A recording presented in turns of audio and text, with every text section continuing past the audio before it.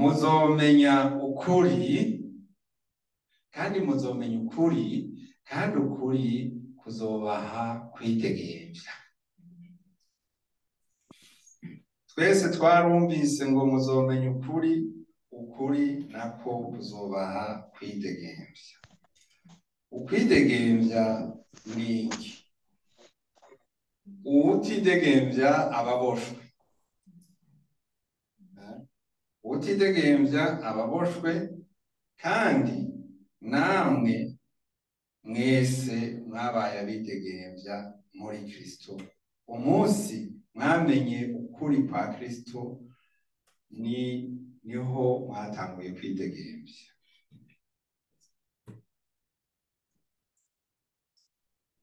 Kristo yarabwiye abantu icamuzanye. Luka 4:18-19. Luka 4:18-19. Niho Yesu bamuhaye ijambo ngo asome, bamuhaye igitabo. Twari ukuntu bahora baha abakozi b'Imana byaba ku miryango, bagahamagara ati no munsi umuryango wa Peresi, agaca haza umwe rero muri bo, serugo cyangwa umwana mukuru, akaza gusoma. Yesu rero afashe igitabo aca avuga ngo mpwemu w'Uhoraho ari kuri jewe, nico catumye andobanuza amavuta kugira ngo mbwire aboro ubutumwa bwiza. Ngo mpwemu nico catumye andobanuza amavuta kugira ngo mbwire aboro ubutumwa bwiza. Yantumye kumenyesha abarindwa ko barekuwe, n'impumyi ko zihumuka, no kubohora abanywaguza imitima, no kumenyesha abantu umwaka wo kwemererwamwo n'Uhoraho. Ashazinga igitabo. Satani ni se w'inyuma. Satani ni se w'inyuma. Aho nyine muri Yohana 44 niho tubona ko Satani yamye ari se w'inyuma, ahakana Imana, ahaririza Imana, akorera akarorero. Kuva abantu bababwira ngo dusenga Imana imwe, ngo aho umuntu ari ngo hose hari Imana. Abandi nabo ngo twebwe turi Imana. Mwarumvise wa muhinga avuga ngo turavye ubuhinga tugeze ko bwa tekinoloji, ngo natwe turi ko turaba Imana. Umugani w'ikirundi, hariho umugani uvuga ngo abagabo ni Imana, ariko turi Imana, abagabo si Imana. Satani ahakana ko Yesu Kristo ari umwana w'Imana. Muramaze kubumva bavuga bati ego turavyemera, mugabo nta Yesu umuntu asanzwe, abayehova niko bavuga. Ariko hariho n'abandi bavuga bati ntibavuga uko, bavuga ngo Imana ntiyigeze ibyagwa kandi yigeze ibyara. Ariko bisobanura ivyo nababwiye bwa mbere. Ivyo rero ni igikorwa ca Satani. Twebwe hariho bakubwira ivyo kuko wewe uriko uratanga ubutumwa ukagira ikibazo. Tuje muri Yohana, muri Matayo 3:17.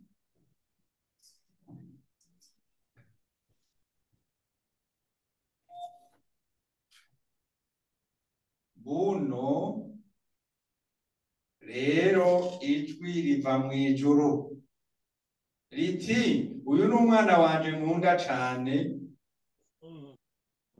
akampimba. ubu ni ndabivuze none iyo jwi ryari ryane. Imana yaravyivugiye,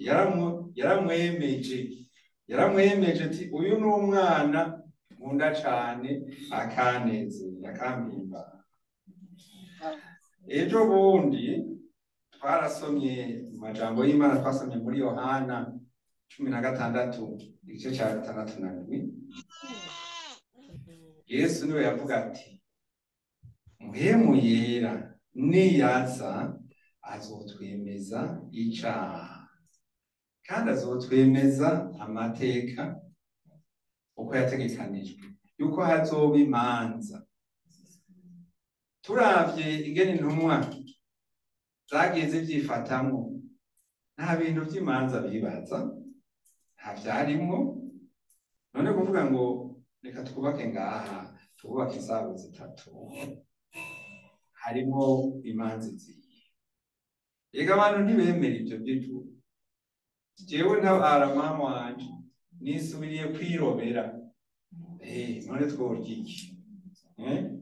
Ariko Yesu amaze kuza aca aganira n'intumwa ati nzobaramukira, data azobaramukira umwiza. Kw'isi hari imana nyinshi, hari imana nyinshi. Mu Buhindi bavuze yuko idini ry'Abahindu ryonyene rifise miliyoni z'imana 33. Ubuhindu bwabwo igihugu cose bufise imana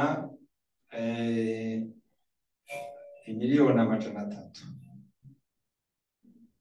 Iwacu turazifise mu gasoko ka Mwaro canke bafise izindi mana, hariho n'izindi zaje zitwa Kayeri.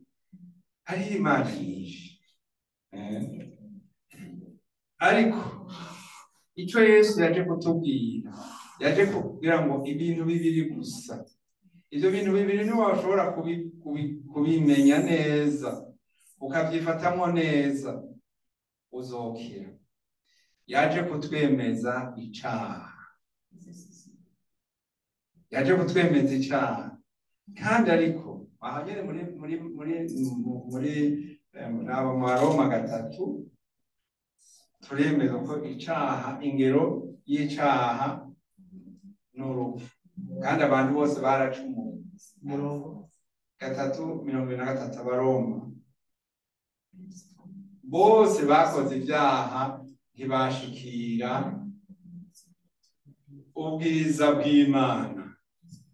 Tumaze iminsi twumva abavuga ati none babandi bari bahora kera byagenze gute?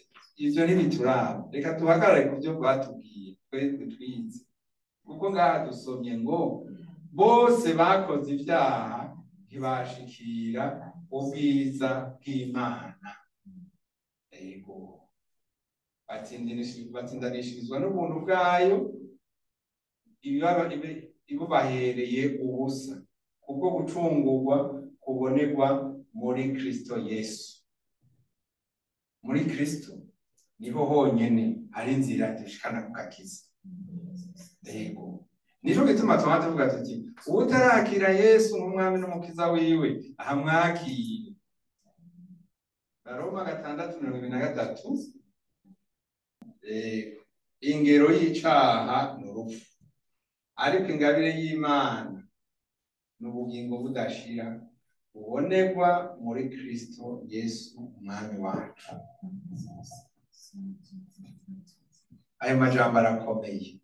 Ingero y'icaha n'urupfu, nta byo kuvuga ngo umuntu ashobora kubica iruhande.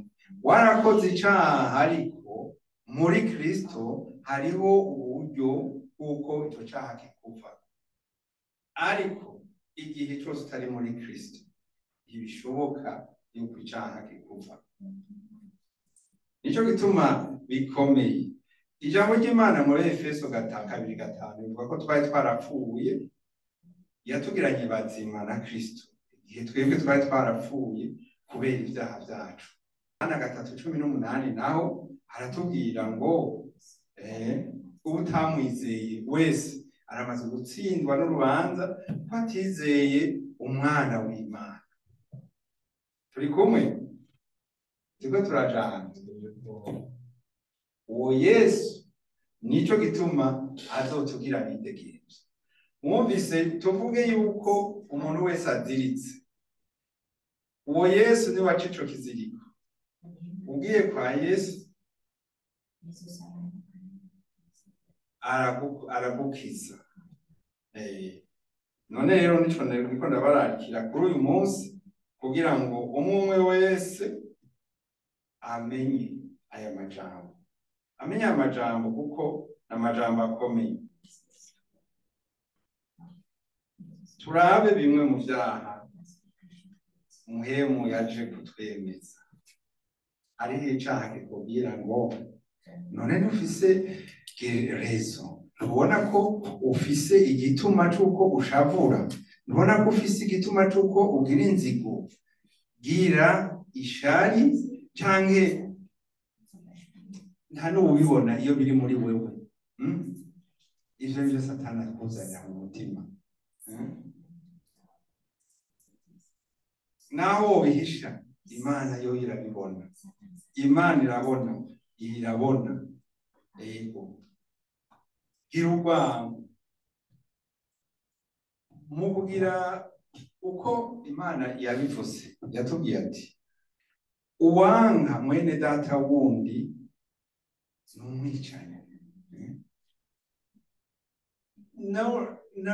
Nomera nk'ugomba kuvuga nti hariho umuntu umwanga kuko yaragutuze, yaragukubise, yarakwivye, ariko twe twarabibujijwe. Muri Yesu ntavyo kwanga. Muri Yesu dukunda abatwanga, twihanganira abatugora.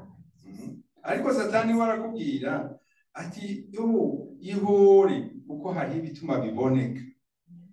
Ariko ijambo ry'Imana ryo riratubwira ngo uguhora n'ukwanje.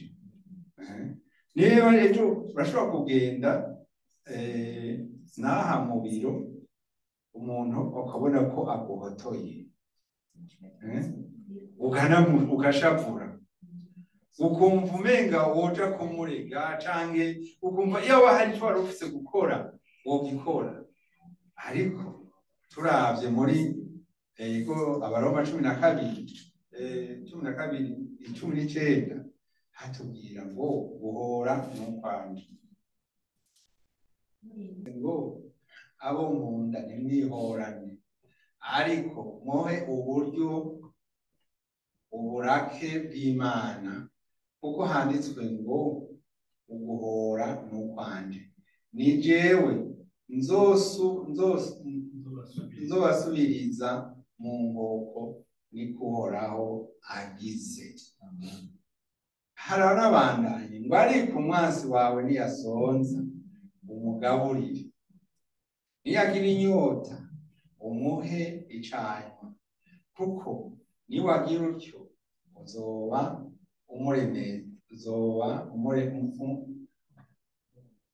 murunze ko amakara yaka ku mutwe. Ayo ni amajambo makuru ashaka kuganira kuri uno munsi. Yesu yaje kutwemeza icaha. Mwari muzi ko ijuru n'umuriro biriho, hariho abatavyemera. Ijuru n'umuriro biriho, twarabisiguriwe n'ejo bundi ko ijuru ririho. Ninde yabitubwiye? Imana. Mu Baheburayo ba mbere 3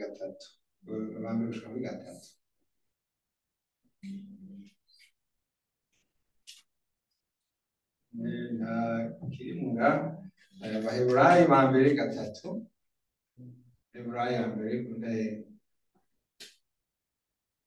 ba mbere Imana kera yavugiye ikoresheje abavugishwa.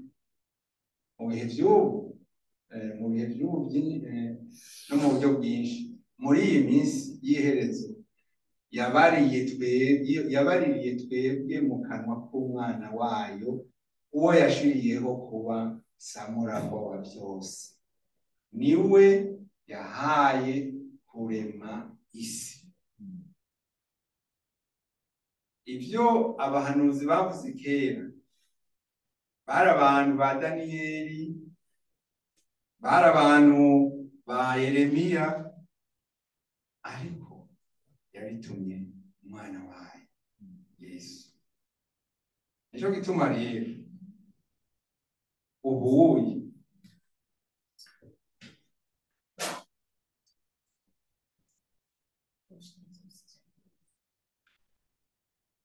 hari hageze ko ibyaha bituvaho. Igiciro kiturokora ku byaha ni amaraso ya Yesu. Amaraso Yesu yasheshe. Amaraso Yesu yasheshe niyo yaje kutuhanagura icyaha. Kandi uhanaguye icyaha n'amaraso ya Yesu ko karakira.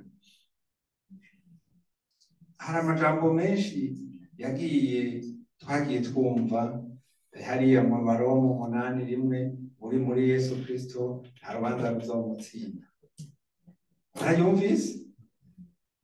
Ugiye hariya mu byahishuriwe Yohana 3, reka dusoma aho nyine abariho tugeza, tuzaza tukibandanya kuko icigisho ni kirekire. Byahishuriwe Yohana 3 kuva kuri 3 gushika kuri 5. Havuga ngo niwibuke rero ingene wakiriye kandi wumvise, uvyitondere wihane. Nuko rero nutaba amaso nzoza nk'igisuma, nawe ntuzomenya igihe nzokubira. Ariko ufise amazina makeyi y'abisarudi batanduje impuzu zabo, nibo bazogendana nanje bambaye impuzu zera kuko bibabereye. Unesha azokwambika atyo impuzu zera, kandi sinzosibanganya izina ryiwe mu gitabo c'ubugingo namba, kandi nzomwatura izina ryiwe imbere ya Data n'imbere y'abamarayika. Aha niho ngomba tugere uno munsi.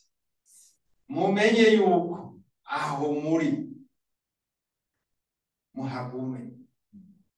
Yesu ntaza kugutera ubwoba ngo akubwire ngo wumva ngo kaka kadona naguhaye ndakagutwara. Oya, ugiye mu vyaha ukabitwibira mukabiguma mukanka kugaruka, unane narakijijwe none nta uzogutsinda kubera ko wikuye muri vya bintu wari warahawe. None rero reka tugaruke ni igice kimwe gusa. Abaroma mbega ni hane asomye 4:6. Abaroma 4:6. Ego 4:6.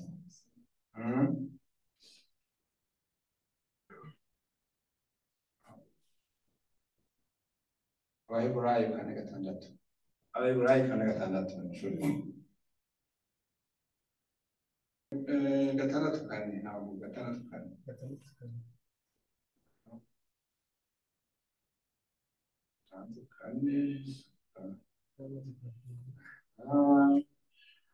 kuko abamaze kwakira umuco bagatamira ingabire iva mu ijuru, bagasangira mpemu yera, bagatamira ijambo ryiza ry'Imana n'ububasha bwo mu gihe kizoza, maze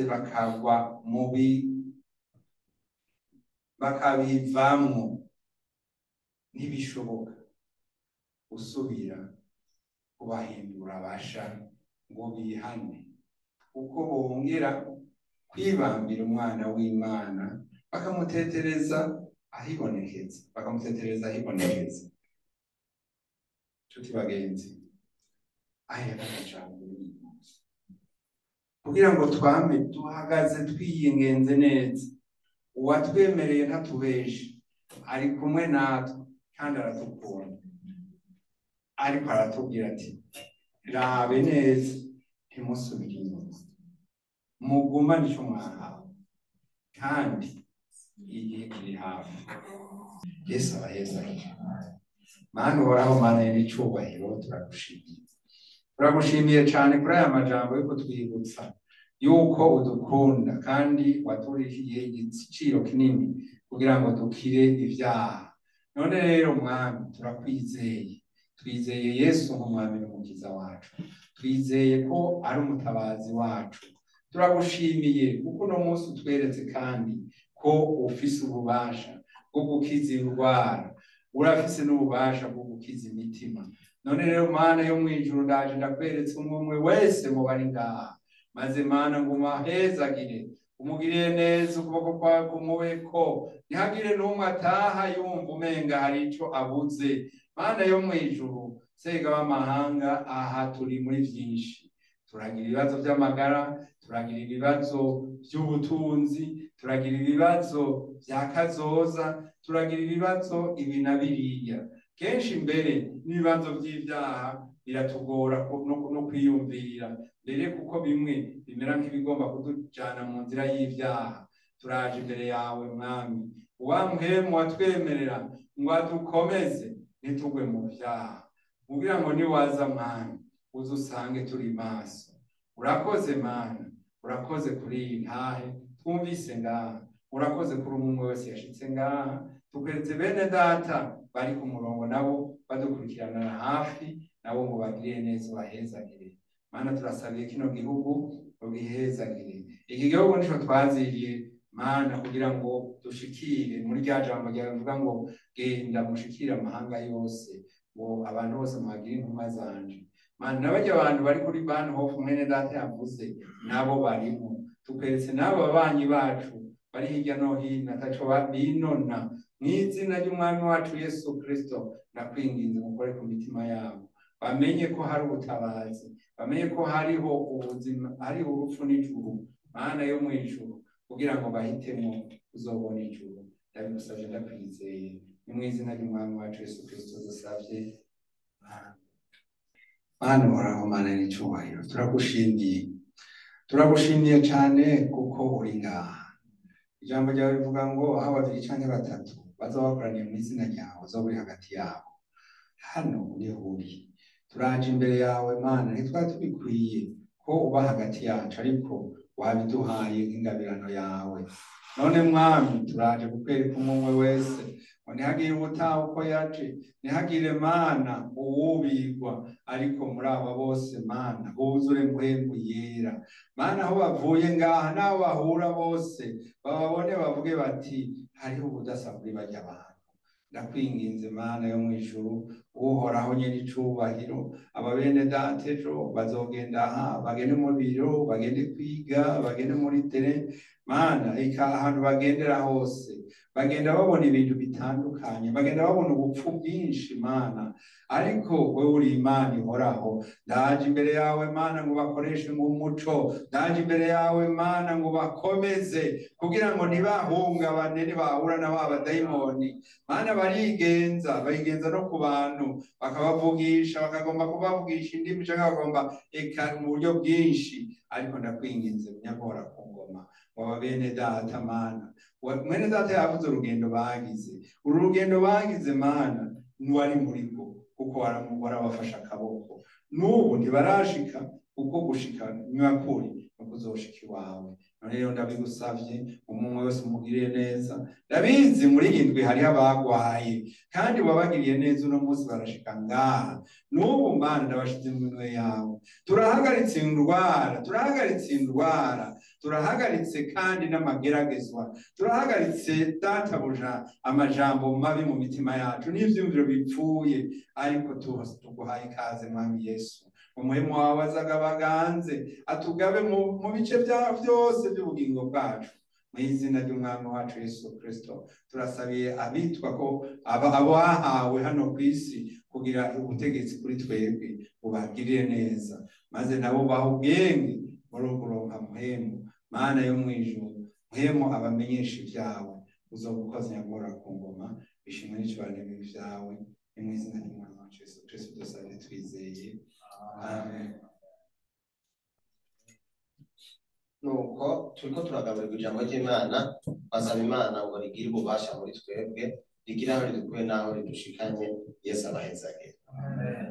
Hama icyo nariko ndavuga ni iki: hariho abantu bitiranye ibintu.